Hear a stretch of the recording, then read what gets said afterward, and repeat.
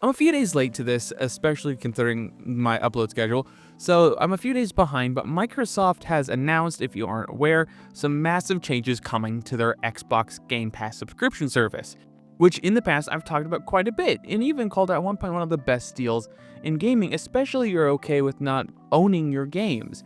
For me, I use it as a service to play all of my sort of Xbox Day One exclusives that I didn't really care about owning. Like, I'm not gonna buy Doom the Dark Ages, but if it's part of Game Pass, I'll play it on that for a bit.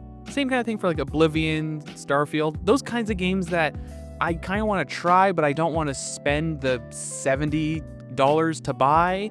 So it's a great excuse to keep the service, and as somebody who loves Call of Duty, even with Black Ops 7 and 6 being frankly terrible so far, not paying the $70 to $60 every year to buy the next Call of Duty, and just getting it in a subscription model where I get a handful of other games that I might want to try out over the course of the year, is a pretty decent value. A few days ago, Microsoft announced some pretty substantial changes though, eliminating entirely the version of Game Pass that I subscribe to, that being Game Pass for PC, which was a pretty nice split the difference sort of subscription service. It wasn't nearly as expensive as Game Pass Ultimate, but it also didn't come with nearly as many features, and it was locked to specifically in the name PC. Because as a person who doesn't really care about consoles nearly as much as I used to, especially being primarily gaming on PC since 2020, I don't need it all on console. It doesn't make sense. It doesn't provide any appreciable advantage to me, and paying that extra cost seems frankly pointless for the feature. That's why PC Game Pass was so nice, because you got all the same features as Ultimate, but exclusively for the PC, with a few minor exceptions here and there when it comes to some of the legacy game collection that you were able to download and play. I believe there were some games exclusive to the console version, or just some games that would only come to PC. In the end though, it didn't really matter to me because I only used Game Pass for PC. I didn't care what console I had because I didn't have a console to play it on anymore. Technically, I still do have my Xboxes and stuff, but like I'm not actively using them. They're in the closet. So the other tiers that they sort of deprecated or changed is Game Pass Core, which was essentially the base model of Game Pass combined with Xbox Live Gold, because they completely killed Xbox Live Gold and sort of rolled it into Game Pass, which was inevitable, but like it is still sort of sad to see that brand go away. So the Essential remains at that same $9.99 a month price tag. You get 50 games on PC and console and more. And I believe if you get it on console, it should provide you online play for games that require you to have the paid online, because for some reason paid games require you to have the paid online, but free-to-play games you can play online completely for free. Future Jacob here. The clip that you just heard me talking about in the beginning, the first 3 minutes of this video, that was recorded a day ago when the news first dropped, at least from my perspective. This is a day-ish later, the day before the video comes out, and I discovered something interesting on the Xbox app's subscription page, where you can find all of the Game Pass stuff and all of the new information. They still retained a version of PC Game Pass for a total of $16.49 a month. That is a price increase of $4.50 to the original PC Game Pass price. You still get to retain your day one games and your hundreds of high quality PC games. So before, when I originally talked about how they completely killed the version of Game Pass that I liked and was going to slowly push me and force me down to get Ultimate, which I was never going to buy, was frankly ridiculous. Thankfully, they still retain a PC only version of Ultimate, but it's still ridiculous that they're charging an extra $4.50 extra for that privilege, when I was perfectly happy with my $12 a month subscription to Game Pass. I don't know why, but the extra $4.50 feels really bad. It pushes it away from being, oh, that's a pretty good deal, to, not such a good deal. It's definitely the most expensive subscription I would have. Prior to that, my most expensive subscription was Adobe. And that's just for Photoshop and Lightroom, and that's like $15 something a month or something. Overall, these huge price increases are frankly ridiculous, and I don't really see where they're justifying it. Some of the added benefits you get are now Fortnite crew stuff coming in November, EA and Ubisoft games being more accessible. I don't care.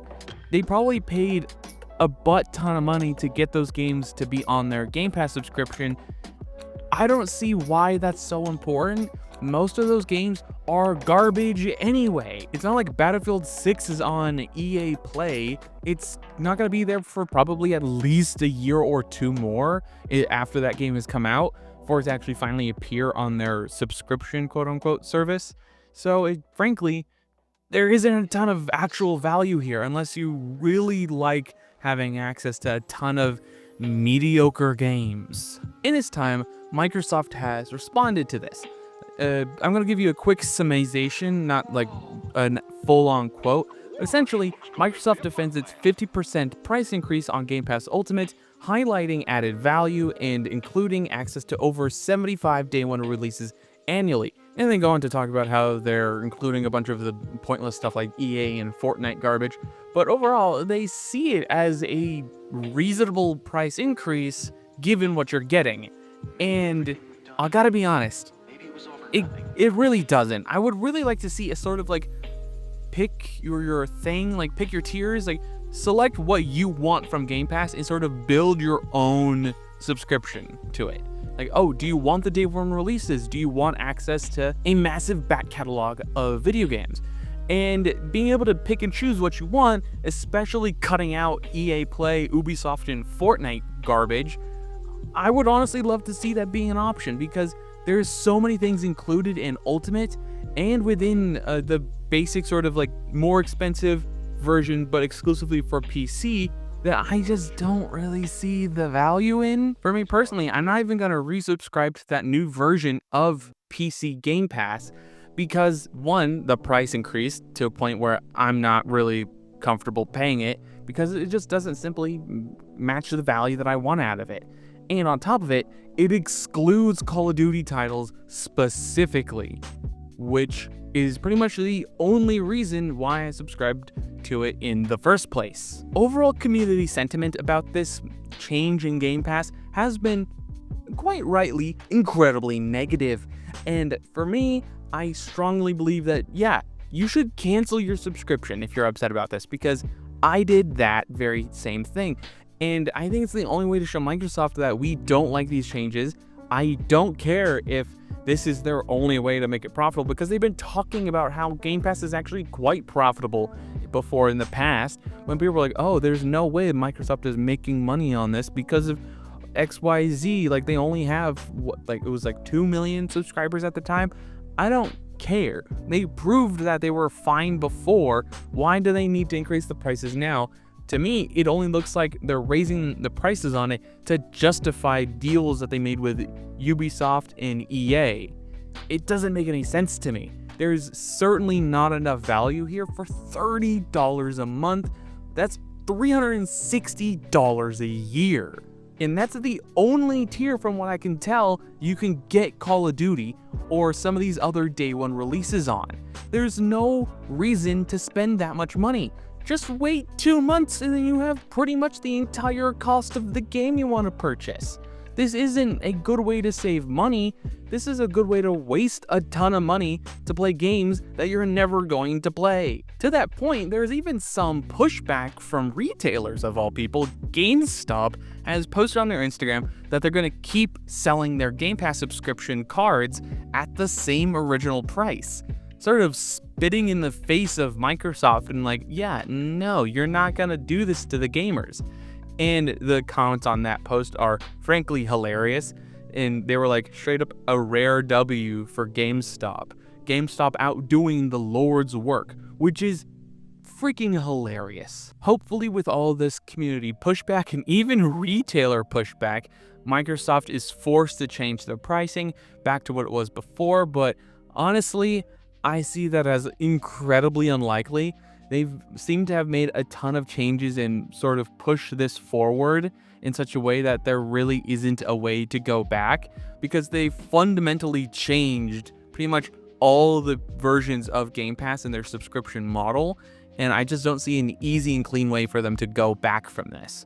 I would love to hear what you guys think about this down below. Don't forget to leave a like, comment, and subscribe. All the social media garbage down below. And last but not least, have a wonderful day.